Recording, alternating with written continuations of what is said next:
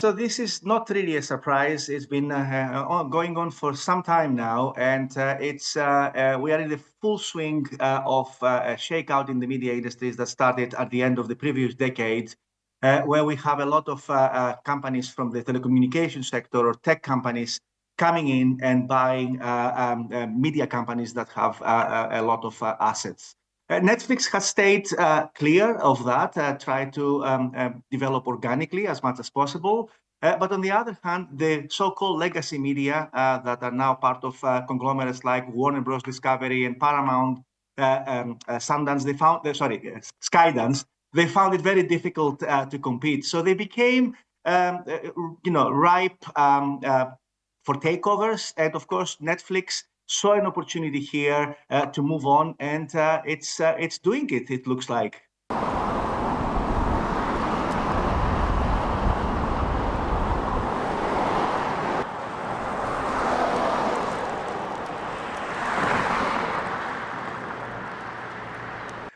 Well, we should always look at the impact of any big merger, but I think if we look at the history of the media industries in the last 3 or 4 decades, there's always been warnings and there's always been people pointing the finger about potential dangers in the future. Like, for example, in the late 80s, early 90s, we had Japanese studios like Sony and Matsushita buying the American studios.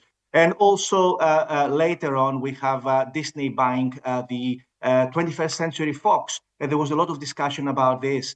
I mean, there is obviously, we see the whole media industry's landscape shrinking, going into the hands of big conglomerates that now are not just in the media business, but in the tech business. We had Amazon buying MGM also just a few years ago. So yes, there is certainly reasons to be worried. But on the other hand, the industry quite often find ways to rebound and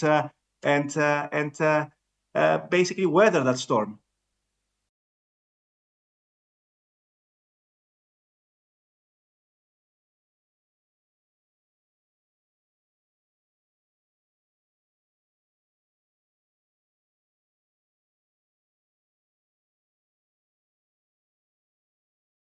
Because I've been looking at some of the comments that fans have made in the announcement of this deal, and a lot of them were very happy because they will think that if HBO and Netflix, come together, there will be, one rather than 2 subscriptions. There will be, more shows in one place, and they would be very happy with that. On the other hand, there are a lot of people who actually, want the diversity. HBO has been spending a lot more emphasis on developing those shows. Netflix did it at the beginning, but because of the volume of shows it produces, it doesn't do that as much, and that's why a lot of the Netflix shows they just disappear every 1 or 2 seasons. But the key thing is that for a lot of viewers, this is good news, but for others, it's not, I think.